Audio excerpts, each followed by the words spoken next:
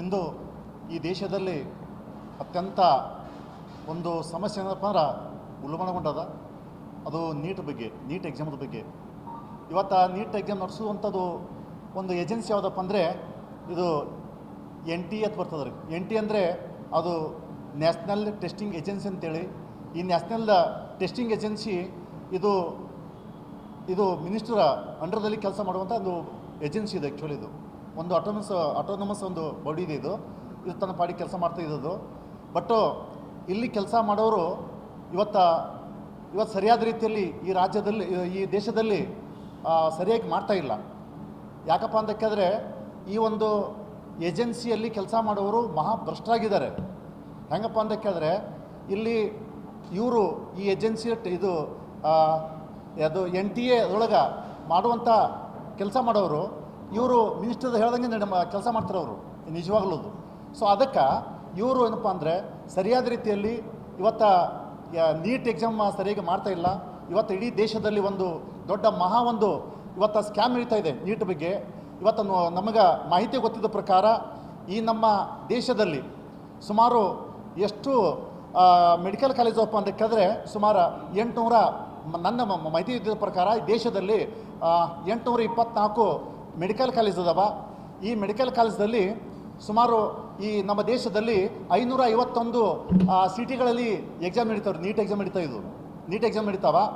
ಆಮೇಲೆ ಇಲ್ಲಿ ಸುಮಾರು 824 ಏನು ಮೆಡಿಕಲ್ ಕಾಲೇಜ್ ಅದಾವಲ್ಲ, ಈ ಮೆಡಿಕಲ್ ಕಾಲೇಜಲ್ಲಿ ಸುಮಾರು ಏನಪ್ಪ ಅಂದ್ರೆ 1,30,30,000 ಮೆಡಿಕಲ್ ಸೀಟ್ ವೇಕೆನ್ಸಿ ಅದಾವ. ಇದಕ್ಕೆ ಅದು ಅದಾವ. ಆಮೇಲೆ ಇಲ್ಲಿ ಸುಮಾರು 22,79,000 ಇವತ್ತು ಅಪ್ಲಿಕೇಶನ್ ಹಾಕಿದ್ದಾರೆ ಇಡೀ ನಮ್ಮ ದೇಶದಲ್ಲಿ ವಿದ್ಯಾರ್ಥಿಗಳು. ಎಲ್ಲ ಅಪ್ಲಿಕೇಶನ್ ಒಬ್ಬ ವಿದ್ಯಾರ್ಥಿ ಅಪ್ಲಿಕೇಶನ್ ಹಾಕಬೇಕಾದ್ರೆ ಅಲ್ಲಿ ಎಷ್ಟು ದುಡ್ಡು ಖರ್ಚು ಮಾಡ್ತಾರಪ್ಪ ಅಂದರೆ ದೇಶದಲ್ಲಿ ಒಂದು ಹುಡುಗ ಅಪ್ಲಿಕೇಶನ್ ಫಾರ್ಮ್ 1,400 ರೂಪಾಯಿ ಇದು ಒಂದು ಫಾರ್ಮ್ ಫಿಲಪ್ ಮಾಡೋಕ್ಕಲ್ಲಿ. ಆಮೇಲೆ ಇಲ್ಲಿ ಸುಮಾರು ಇಷ್ಟೆಲ್ಲ ದುಡ್ಡು ಎಷ್ಟು ಕಲೆಕ್ಟ್ ಆಗಿರ್ತಪ್ಪ ಅಂದರೆ ಸುಮಾರು 300 ಕೋಟಿಯಿಂದ 300 ಕೋಟಿಯಿಂದ 400 ಕೋಟಿ ಈ ಒಂದು ಕೇಂದ್ರ ಸರ್ಕಾರಕ್ಕೆ ದುಡ್ಡು ಜಮಾ ಆಗಿರ್ತದೆ. ಬಟ್ ಇಷ್ಟೆಲ್ಲ ಎಲ್ಲಿ ಬಂತಪ್ಪ ಅಂತ ಕೇಳಿದ್ರೆ ಇವತ್ತು ನಮ್ಮ ದೇಶದಲ್ಲಿರುವಂಥ ವಿದ್ಯಾರ್ಥಿಗಳು, ಬಡ ವಿದ್ಯಾರ್ಥಿಗಳು ಓದಿ ಅವ್ರ ತಂದೆ ತಾಯಿ ಕಷ್ಟಪಟ್ಟು ಮಕ್ಕಳಿಗೆ ಓದಿಸ್ಬೇಕಂತೇಳಿ ಇಷ್ಟೆಲ್ಲ ಮಾಡ್ತಿರ್ತಾರೆ. ಇದು ಇಂಥದ್ದೇನಪ್ಪ ಅಂದ್ರೆ ನಮ್ಮ ದೇಶದಲ್ಲಿ ಒಂದು ದುರ್ದೈವ ಇದು. ಯಾಕಪ್ಪ ಅಂತ ಕೇಳಿದ್ರೆ ಇದೆಲ್ಲ ಯಾರು ಒಂದು ಕೈಬಿಡ್ತಪ್ಪ ಅಂದರೆ ಇವತ್ತು ಮಿನಿಸ್ಟ್ರ್ ಹಿಡ್ಕೊಂಡು ಇವತ್ತು ಅಲ್ಲಿ ಮಿನಿಸ್ಟ್ರ್ ಕೈಯಲ್ಲಿ ಕೆಲಸ ಮಾಡುವಂಥವ್ರು ಹಿಡ್ಕೊಂಡು ನಮ್ಮ ದೇಶದ ಬಡ ವಿದ್ಯಾರ್ಥಿಗಳಿಗೆ ಮೋಸ ಮಾಡ್ತಾನೆ ಬರ್ತಾ ಇದೆ. ಯಾಕಪ್ಪ ಅಂತ ಕೇಳಿದ್ರೆ ನಾವು ಇವತ್ತು ನೋಡ್ಬೋದು ಇಡೀ ದೇಶದ ಅತ್ಯಂತ ಬಡ ವಿದ್ಯಾರ್ಥಿಗಳು, ಅತ್ಯಂತ ಪ್ರತಿಭಾವಂತ ವಿದ್ಯಾರ್ಥಿಗಳು ಇವತ್ತು ಎಕ್ಸಾಮ್ ಬರೋದು ಕನ್ಸ್ಕೊಂಡಿರ್ತಾರೆ. ಡಾಕ್ಟರ್ ಆಗಬೇಕು, ನಾನು ಡೆಂಟಿಸ್ಟ್ ಆಗಬೇಕು, ನಾನು ಬೇರೆ ಬೇರೆ ವೈದ್ಯಕೀಯ ಕ್ಷೇತ್ರ ನನ್ನ ಹೆಸರು ಮಾಡಬೇಕಂತೇಳಿ ಎಷ್ಟೋ ಒಂದು ವಿದ್ಯಾರ್ಥಿಗಳು ಇವತ್ತು ಕನ್ಸ್ಕೊಂಡಿರ್ತಾರೆ.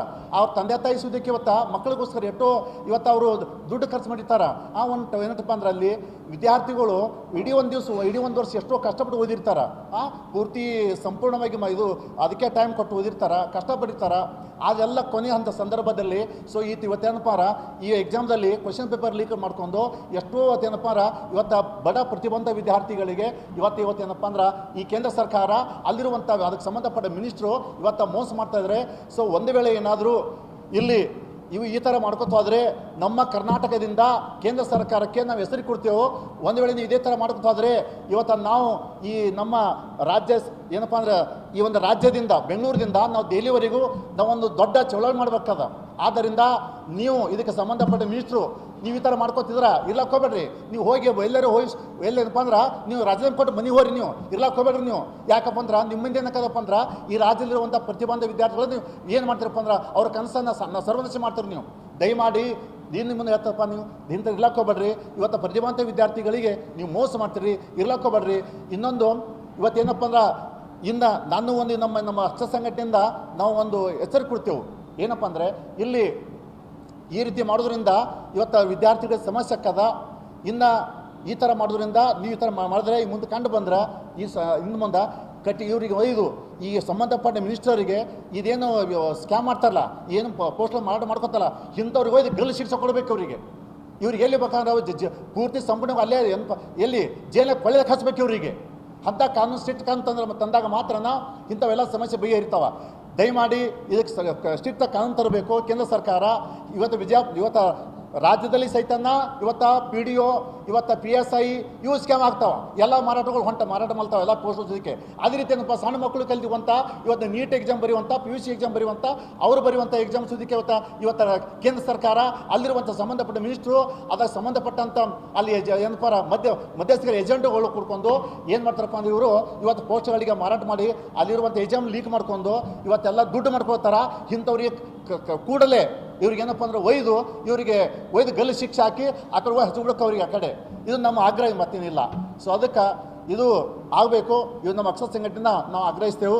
ಸೊ ಇದಕ್ಕೆ ನಮ್ಮ ಹೆಸರು ಸಿರಿಸಲ್ತಿಯಲ್ಲಿ ಬಿಜಾಪುರಂದು ಅದು ಅಕ್ಷರ ಸಂಘಟನೆಯ ಅಧ್ಯಕ್ಷರು ಬಿಜಾಪುರ. ಫಸ್ಟ್ ಏನಪ್ಪ ಅಂತಂದ್ರೆ ಈ ಒಂದು ನೀಟ್ ಎಕ್ಸಾಮ್ ಮೇನಪ್ಪ ಅಂತಂದ್ರೆ ನ್ಯಾಷನಲ್ ಟೆಸ್ಟಿಂಗ್ ಏಜೆನ್ಸಿ ಅಂತಂದು ಈ ಎಕ್ಸಾಮ್ ಕಂಡಕ್ಟ್ ಮಾಡ್ತಾರೆ. ಫಸ್ಟಿಗೆ ಕಾಂಗ್ರೆಸ್ ಸರ್ಕಾರ ಇದ್ದಾಗೆ ಇದೊಂದು ನ್ಯಾಷನಲ್ ಟೆಸ್ಟಿಂಗ್ ಏಜೆನ್ಸಿ ಅಂತಕ್ಕಂಥದ್ದು ಬರ್ತದೆ. ಆಮೇಲೆ ಇದನ್ನೇನು ಮಾಡ್ತಾರಪ್ಪ ಅಂತ ತೆಗೆದ್ರು ಸುದ್ದೆ ಇವತ್ತಿಗೆ ಪರ್ಟಿಕ್ಯುಲರ್ ಇದೇ ನ್ಯಾಷನಲ್ ಟೆಸ್ಟಿಂಗ್ ಏಜೆನ್ಸಿಯಿಂದನೇ ಪೇಪರ್ ಏನಪ್ಪ ಅಂತಂದ್ರೆ ಸ್ಟಾರ್ಟ್ ಮಾಡ್ತಾರೆ ಈ ನೀಟ್ ಎಕ್ಸಾಮ್ಸ್. ಈ ನೀಟ್ ಎಕ್ಸಾಮ್ಸ್ ಯಾರಿಗಾಗಿರ್ತದಪ್ಪ ಅಂತಂದ್ರೆ ಮಿನಿಸ್ಟ್ರ್ ಕೈಗಿರ್ತದೆ. ಯಾವುದು ಎಜುಕೇಷನ್ ಮಿನಿಸ್ಟ್ರ್ ಬಲ್ಲಿ ಏನಪ್ಪ ಅಂತಂದ್ರೆ ಈ ನೀಟ್ ಅದ. ಈ ನೀಟಿಗೆ ಪರ್ಟಿಕ್ಯುಲರ್ ಮಿನಿಸ್ಟ್ರಿ ಕಾಂಟ್ಯಾಕ್ಟ್ ಇದ್ದವರು ಅವ್ರಿಗೆ ಏನಪ್ಪ ಅಂದ್ರೆ ಆ ಬಾಡಿ ಮೆಂಬರ್ ಆಗಿರ್ತಾರೆ. ಅದು ಇಂಡಿಪೆಂಡೆಂಟ್ ಬಾಡಿ ಇದು, ಆ್ಯಕ್ಚುಲಿ ಹೇಳ್ಬೇಕಾದ್ರೆ ಆಟೋನಮಸ್ ಬಾಡಿ ಇದು. ಅದಕ್ಕೋಸ್ಕರ ಆ ಮೆಂಬರ್ಸ್ಗಳು ಏನು ಮಾಡ್ತಾರಪ್ಪ ಅಂತಂದ್ರೆ ಪ್ರತಿಯೊಂದು ಈ ನೀಟ್ ಎಕ್ಸಾಮ್ ಸೆಟ್ ಮಾಡಿ ನೀಟ್ ಎಕ್ಸಾಮ್ ಮಾಡ್ತಿರ್ತಾರೆ. ನೀಟ್ ಎಕ್ಸಾಮ್ ಮಾಡಿದ್ವು ಇನ್ನೇನು ಸ್ಟಾರ್ಟ್ ಆಗ್ಯದ ಅನ್ನೋಷ್ಟರಲ್ಲಿ ಏನು ಮಾಡ್ತಾರಪ್ಪ ಅಂತಂದ್ರೆ ಎಲ್ಲ ವಾಟ್ಸಪ್ಗಳಿಗೆ ಎಲ್ಲನೂ ಏನಪ್ಪ ಅಂತಂದ್ರೆ ಸ್ಪ್ರೆಡ್ ಮಾಡಿಬಿಡ್ತಾರೆ ಈ ಕ್ವಶನ್ ಪೇಪರ್ಸ್ಗಳನ್ನ. ಹೋದ ಸಲ ಬಿಹಾರಲ್ಲೂ ಮಾಡಿದ್ರು. ಅವಾಗೂ ಏನಪ್ಪ ಅಂತಂದ್ರೆ ಎಕ್ಸಾಮ್ ಆಯಿತು. ಈ ಸಲನೂ ಏನಪ್ಪ ಅಂತಂದ್ರೆ ಪರ್ಟಿಕ್ಯುಲರ್ ಆಗಿ ಅದೇ ಸೇಮ್ ಮಾಡ್ಯಾರ. ಈಗ ಮಾಡಿದ ಮೂಲಕ ಈ ಮತ್ತೇನಪ್ಪ ಅಂದ್ರೆ ಜೂನ್ 21ಕ್ಕೆ ನೀಟ್ ಎಕ್ಸಾಮ್ ಕಂಡಕ್ಟ್ ಮಾಡತ್ತಂದು ನಿನ್ನೆ ಏನು ಮಾಡಿದ್ರಪ್ಪ ಅಂತಂದ್ರೆ ನ್ಯೂ ಡೇಟ್ ಏನೋ ಅಂದ್ರೆ ಅನೌನ್ಸ್ಮೆಂಟ್ ಮಾಡ್ಯಾರ.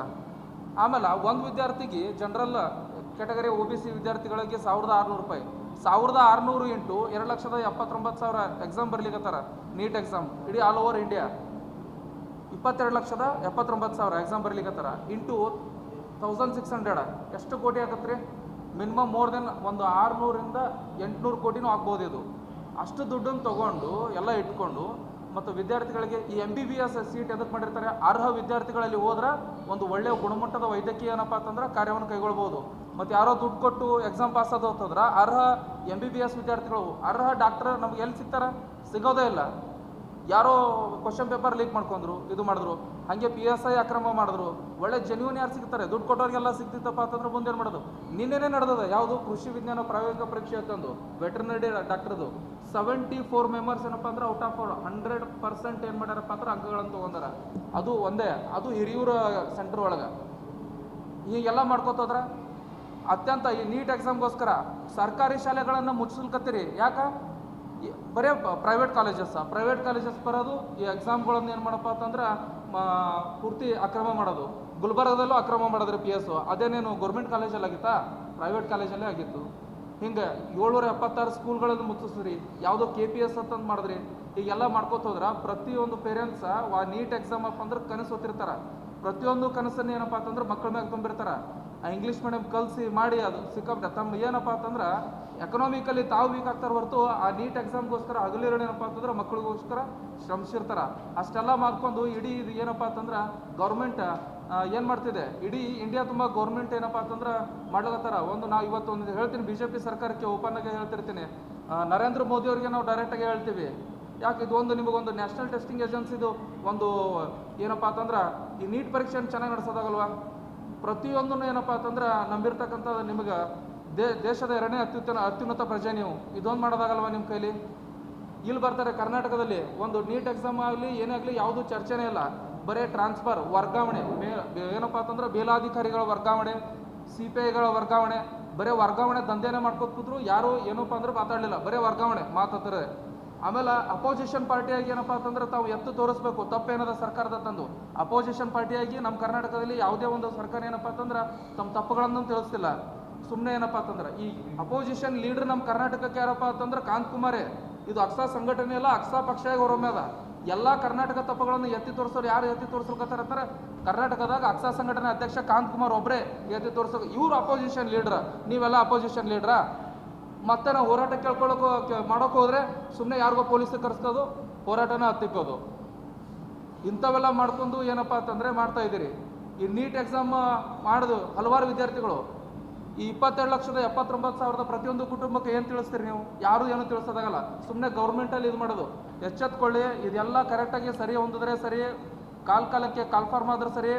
ಒಂದೇನಪ್ಪ ಅಂತಂದರೆ ಒಂದು ಟೈಮ್ ಟೇಬಲ್ ಬೇಕು ಎಲ್ಲದಕ್ಕೂ. ಇದಾದರೆ ಸರಿ, ಆಗಲಿಲ್ಲ ಅಂದರೆ ಹೇಗೆ ತಮಿಳ್ನಾಡಲ್ಲಿ ಸರ್ಕಾರ ಚೇಂಜ್ ಆಗಿದೆನೋ ಅದು ಕರ್ನಾಟಕದಲ್ಲಿ ಆಗೇ ಆಗುತ್ತೆ ಇನ್ನು ಮುಂಬರೋ ದಿನಗಳಲ್ಲಿ.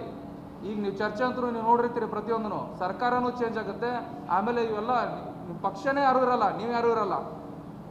ಅದಕ್ಕೋಸ್ಕರ ಎಚ್ಚೆತ್ಕೊಂಡು ಪ್ರತಿಯೊಂದೂ ಈ ಭ್ರಷ್ಟ ಒಂದು ಈ ಪರೀಕ್ಷಾ ಅಕ್ರಮ ಅಂತಕ್ಕಂಥದ್ದು ಒಂದು ಬಾಡಿ ಮಾಡ್ಕೊಂಡಿದ್ರಿ ಕರ್ನಾಟಕ ಸರ್ಕಾರ. ಇಷ್ಟು ಒಂದು ಕರಪ್ಷನ್ ಮಾಡಿದ್ರೆ ಎಷ್ಟು ದುಡ್ಡು ಕಟ್ಟಬೇಕು, ಇಷ್ಟು ಕಾರಾಗೃಹವಾಸ ಅಂತಂದು ಮಾಡ್ಕೊಂಡಿದ್ರಿ. ಇದಕ್ಕೆಲ್ಲಕ್ಕೆ ಒಂದು ಸ್ಟ್ರಾಂಗ್ ಆಗಿ ಏನಪ್ಪ ಅಂತಂದ್ರೆ ಒಂದು ಅಮೆಂಡ್ಮೆಂಟ್ ಮಾಡ್ಕೊಂಡು ಪ್ರತಿಯೊಂದು ಅಕ್ರಮ ಆಲಾರ್ದಂಗೆ ನೀವೆಲ್ಲ ನೋಡ್ಕೋಬೇಕಾಗಿ ಏನಪ್ಪ ಅಂತಂದ್ರೆ ಘನ ಸರ್ಕಾರಲ್ಲಿ ನಾವು ಕೇಳ್ಕೊತೀವಿ. ಅಕಸ್ಮಾತ್ ಇದೆಲ್ಲ ಸರಿ ಹೊಂದಿಲ್ಲ ಮಾಡಲಿಲ್ಲಪ್ಪ ಅಂತಂದರೆ ಬೆಂಗಳೂರಿಂದ ಪ್ರತಿಯೊಂದು ಹಳ್ಳಿಗಳಿಂದ ಕಾಂತಕುಮಾರ್ ಸರ್ ನೇತೃತ್ವದಲ್ಲಿ ನಾವು ದೆಹಲಿ ತಲುಪೋವರೆಗೂ ಈ ನೀಟ್ ಎಕ್ಸಾಮ್ಗೋಸ್ಕರ ಕರ್ನಾಟಕದಲ್ಲಿ ನಾವು ಪ್ರತಿ ಚಳವಳಿನೂ ಹೊಡ್ತೀವಿ. ಹಾಗೆ ಈ ಕಾಲ್ಫಾರ್ಮ್ ವಿಚಾರದಲ್ಲೂ ಪ್ರತಿ ಚಳವಳಿನೂ ಹೂಡ್ತೀವಿ.